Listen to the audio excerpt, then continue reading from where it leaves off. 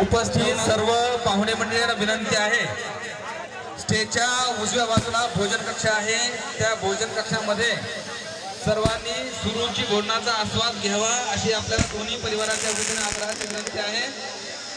जेवण केल्याशिवाय कुणीही जाऊ नये अशी आपल्याला दोन्ही परिवाराच्या वतीने विनंती आहे। स्टेजच्या उजव्या बाजूला जेवणाची व्यवस्था करण्यात आलेली आहे, दुपारपासून संगती चालू आहे, तेव्हा विनंती आहे जेवण केल्याशिवाय कोणीही जाऊ नये।